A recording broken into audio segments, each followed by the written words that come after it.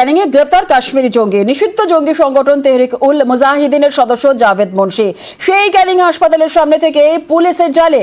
রাজ্য পুলিশের এসটিএফ এবং জম্মু কাশ্মীর পুলিশের যৌথ অভিযানে পাকড়াও জঙ্গি। বাড়ি শ্রীনগরের তাংপোরায়।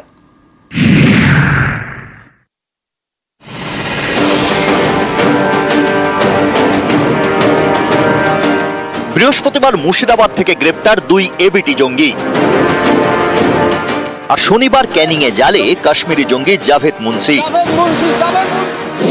যে নিষিদ্ধ জঙ্গি সংগঠন তেহরিক উল মুজাহিদিনের সদস্য। রাজ্য পুলিশের এসটিএফ ও জম্মু কাশ্মীর পুলিশের অভিযানে গ্রেপ্তার জঙ্গি জাভেদ। বাড়ি শ্রীনগরের তাংপুরায়। জাভেদ মুন্সির ট্রেনিং হয় পাকিস্তানে। আইইডি তৈরিতে সে এক্সপার্ট। একাধিকবার পাকিস্তান, বাংলাদেশ, নেপালে গিয়েছে। 2022 সালে বেশ কিছুদিন কলকাতাতেও ছিল। কাশ্মীরের শহীদগঞ্জ থানায় জাভেদ মুন্সির বিরুদ্ধে ইউএপিএ ধারায় মামলা রয়েছে।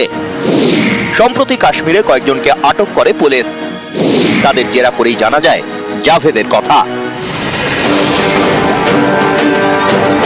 তারপর মোবাইল নেটওয়ার্ক ট্র্যাক করে জালে জাভেদ। পশ্চিমবঙ্গে কি স্লিপার সেল তৈরির ছক ছিল জঙ্গি জাভেদের, নাকি গা ঢাকা দিতেই ক্যানিংয়ে?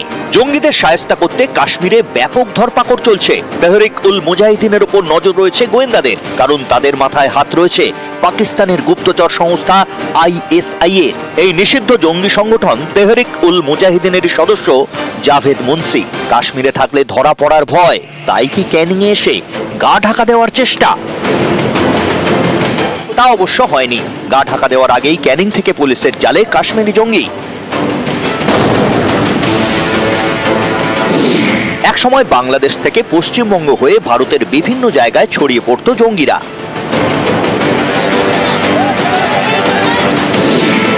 বাংলাদেশে অশান্তির সুযোগ নিয়ে এই রুটি কি ফের চালু করার চেষ্টা হচ্ছে?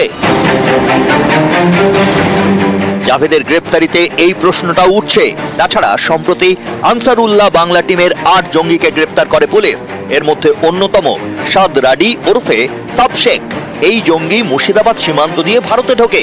তাকে কেরল থেকে গ্রেপ্তার করে পুলিশ। তাহলে কি বাংলাদেশ টু ভারত ভায়া পশ্চিমবঙ্গ এই রুটি কি ফের চালু করার চেষ্টা করছে জঙ্গিরা?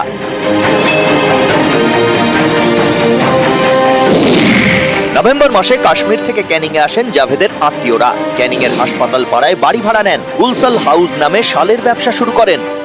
রাত্রেবেলা আমাদেরকে জিজ্ঞাসা করলো যে আপনি কাকে ভাড়া দিয়েছেন। আমি শালালাকে ভাড়া দিয়েছি। আর রাত্রেবেলায় ওই লোকটাকে নিয়ে এসেছি। শোনার পরে স্বাভাবিকই আমাদের ভয় করছে, বাবা এটা কি একজনকে ভাড়া দিয়েছি, তার আত্মীয়র সঙ্গে যদি কিছু থাকে। এই 1 মাস হচ্ছে, নভেম্বর মাসে ভাড়া দিয়েছি। তদন্তকারীরা জানতে পেরেছেন শুক্রবার কাশ্মীর থেকে দিল্লি আসে জঙ্গি জাভেদ। দিল্লি থেকে কলকাতা হয়ে ক্যানিং পৌঁছয়। শনিবার তাকে ক্যানিং হাসপাতালের সামনে থেকে গ্রেপ্তার করা হয়। তারপর তাকে নিয়ে যাওয়া হয় হাসপাতাল পাড়ার বাড়িতে।